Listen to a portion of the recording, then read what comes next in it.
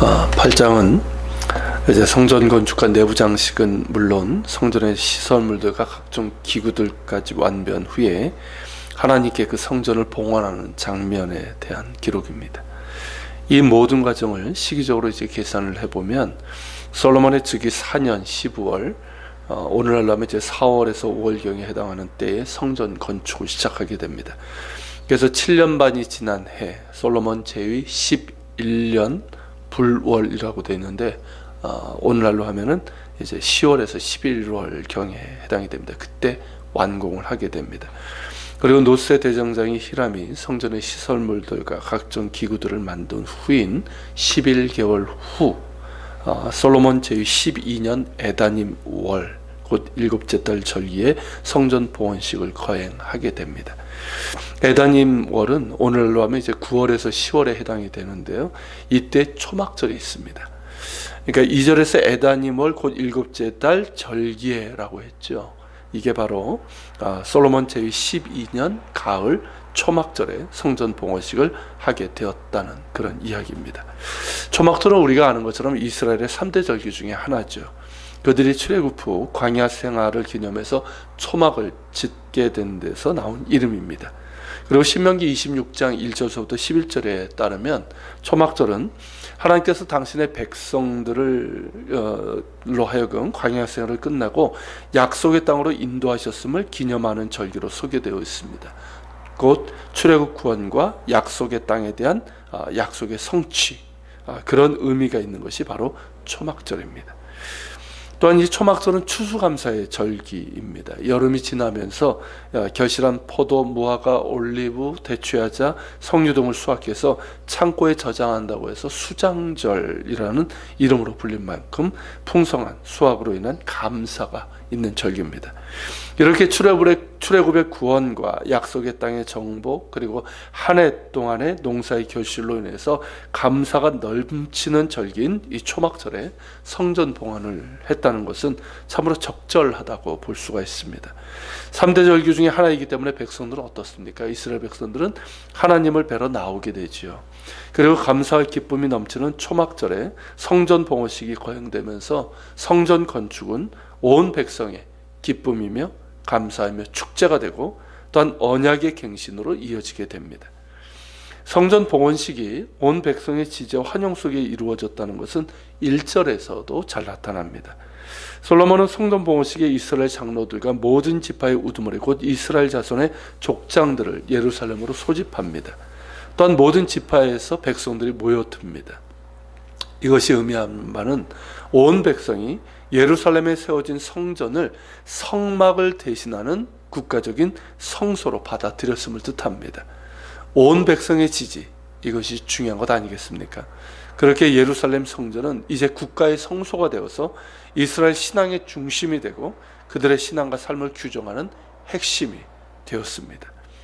이스라엘 장로들과 모든 지파의 족장들, 그리고 모든 백성이 에다님 월, 곧 초막절에 예루살렘에 모였습니다. 이제 성전 봉헌식이 거행됩니다. 솔로몬은 먼저 하나님의 언약궤를 성전 내 지성소로 옮겨 안치하는 일부터 합니다. 그때까지 언약궤는 어디에 있었습니까? 다윗성 시온에 설치한 장막에 있었죠. 이제 성전 지성소로 옮기고자 합니다. 하나님의 임재의 상징인 언약궤가 있을 때 성막이 될 수 있는 것처럼 성전 역시 하나님의 언약궤가 모셔질 때 성전일 수 있는 것이죠. 그러므로 성전 봉헌식은 하나님의 언약궤를 성막에서 성전의 지성소로 옮기는 것으로 이제 시작이 되는 겁니다. 언약궤를 성전으로 옮기는 일은 율법에 따라 제사장들이 하게 됩니다. 제사장들이 언약궤를 메고 또 레위인들은 제사장들의 지시에 따라 회막과 성막 안에 거룩한 기구들을 메고 성전으로 올라갑니다. 이 거룩한 기구들은 기본 성막에 그 모세 때 만들어진 기구들이 있었다고 그랬죠. 그리고 이제 다윗성에 있는 성막에도 또 있었던 사용되던 것들이 있었습니다. 그런 것들을 얘기하는 것이죠. 대장장이 히람에 의해서 만들어졌지만 이미 사용한 거룩한 기구들을 레위인들이 메고 성전으로 올라간 것입니다. 그리고 솔로몬과 그 앞에 모인 이스라엘 회중은 그와 함께 언약궤 앞에서 양과 소로 제사를 지내게 되는데 그 수가 셀 수 없을 정도로 많았다고 기록하고 있습니다. 제사장들은 언약궤를 성전의 내소인 지성소 그룹의 날개 아래 안치합니다. 언약궤가 안치됨으로써 성전 내에 특별히 구분된 공간은 가장 거룩한 곳, 이름 그대로 지성소가 됩니다. 그곳에서 거룩하신 하나님께서 대제사장을 통해서 당신의 백성들을 만나시고 죄를 사하시고 또한 말씀하실 것입니다. 이 과정을 보면 참 아름답다라고 할 수 있는 것이 뭐냐면요, 모든 사람들이 각자 자신에게 주어진 직무에 따라서 그 일들을 성심껏 기쁨으로 감당하고 있다는 것입니다. 그러면서도 아름다운 질서와 조화가 잘 어우러져 있다는 것이죠. 다윗은 비록 성전 건축을 하지는 못했지만 그 준비를 정말 성실껏 했습니다. 그리고 백성들 역시 어땠습니까? 즐거운 마음으로 자신 자원해서 하나님께 예물을 드렸죠. 그의 아들 솔로몬은 하나님을 사랑하는 마음으로 성전 건축을 시작했고 잘 진행되도록 그렇게 지시를 했습니다. 노세 대정작이 히람을 비롯해 수많은 건축 기술자들이 각자 맡은 일들을 주의 깊고 성실껏 담당을 했습니다. 모든 것이 이루어지고 성전 봉헌식에서는 정한 율법에 따라 제사장들은 언약궤를 메고 레위인들은 제사장들을 도우면서 성전 기구를 운반하고 그 영광스러운 자리에 참석한 모든 백성들은 솔로몬과 함께 기쁨과 감사와 자원하는 마음으로 희생 제사를 드렸습니다. 그렇게 언약궤를 성전 지성소에 안치하고 난 후에 하나님의 영광이 임하게 됩니다. 이에 대해서 10절, 11절이 기록하고 있죠. 다시 한번 보면은 제사장이 성소에서 나올 때에 구름이 여호와의 성전에 가득하며 제사장이 그 구름으로 말미암아 능히 서서 섬기지 못하였으니 이는 여호와의 영광이 여호와의 성전에 가득함이었더라. 이 모습은 광야에서 성막이 완공돼서 봉헌되었을 때와 같은 모습입니다. 그때도 모세와 백성들은 하나님께서 말씀하신 대로 하였고 또한 자원하는 마음으로 기쁘게 성막을 지어 하나님께 바쳤습니다. 그랬을 때 구름이 성막 위에 임하여 하나님의 영광으로 가득했었죠. 그때처럼 이제도 하나님께서 성전에 임하사 그 영광으로 충만하게 하십니다. 이 모습을 본 솔로몬과 그의 백성들은 어땠을까요? 두렵고 떨리는 경외감을 가질 수밖에 없지만 가슴 터질 것 같은 감격과 기쁨으로 충만했을 것입니다. 하나님께서 성전 건축의 모든 과정에서 그 중심을 보시고 기쁘게 받으신 것이죠. 우리가 하나님을 위해서 무언가를 한다고 한다면 이러한 마음과 모습으로 해야 할 것입니다. 진실된 마음으로, 또 마음과 정성을 다해서, 또한 더불어 함께 질서와 조화를 이루면서 주의 일을 감당할 때 하나님께서 기쁘게 받으시고 당신의 영광을 나타내실 것입니다. 또한 9절에 보면 언약궤 안에는 두 돌판 외에는 아무것도 없었다고 언급하고 있습니다. 이 광야 시대에는 언약궤 안에 십계명 두 돌판과 또 뭐가 있었습니까?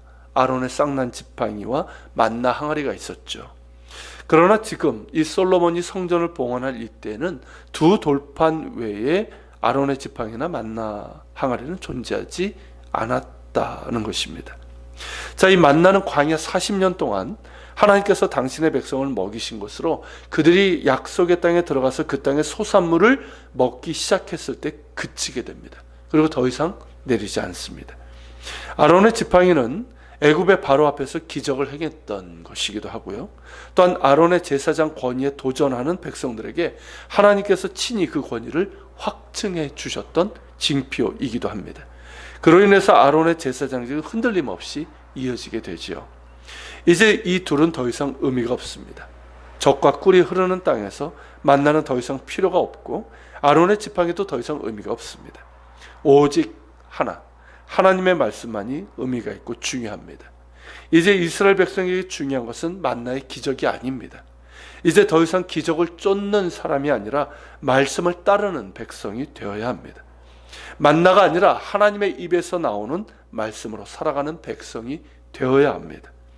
또한 아론의 쌍난 지팡이 사건에서 나타난 것처럼 더 이상 하나님의 주권과 권위에 대한 도전과 반역이 있어서는 안 됩니다. 동시에 사람을 하나님처럼 대하는 일도 없어야 합니다. 백성들은 하나님께서 세우신 제사장의 인도에 따라 하나님께 나아갈 것이고, 또한 제사장들은 자신들을 세우신 하나님의 뜻에 거룩한 순종으로 그 직무를 감당해야 됩니다. 그 중심에는 말씀이 있습니다. 말씀에 따라 그 직무를 수행하고, 말씀에 따라 그 권위에 순종하며, 말씀에 따라 하나님을 예배해야 합니다. 그런 까닭에 이제 만나 항아리도, 그리고 아론의 지팡이도 필요하지 않습니다. 오직 하나님의 말씀만이 그들에게 필요합니다. 베드로 전서 1장 24절 25절의 말씀처럼 푸른 마르고 꽃은 떨어지되 오직 주의 말씀은 세세토록 있기 때문입니다. 솔로몬을 비롯한 모든 이스라엘 백성은 살아계시고 거룩하신 하나님의 말씀을 힘써 들으며, 또한 마음에 새기고 기억하며 그들의 통치와 삶 가운데 순종으로 드러내야 합니다. 이것이 언약궤 안에 있는 두 돌판의 의미이고 하나님께서 이스라엘에게 명하신 바입니다. 이는 우리에게도 마찬가지 아닙니까? 우리는 너무나도 감사하게 예수 그리스도의 십자가 대속으로 말미암아 대제사장만이 1년에 한 번 들어갈 수 있는 지성소, 곧 하나님의 보좌 앞으로 나갈 수 있게 되었습니다.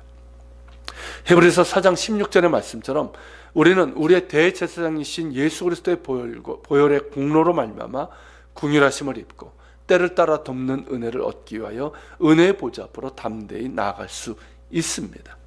너무나도 크고 놀라운 은혜입니다. 그런 까닭에 우리에게는 더더욱 말씀이 중요합니다. 하나님의 말씀을 정말 생명의 양식으로 알고 날마다 먹고 묵상하고 그 말씀대로 순종하기에 힘써야 합니다.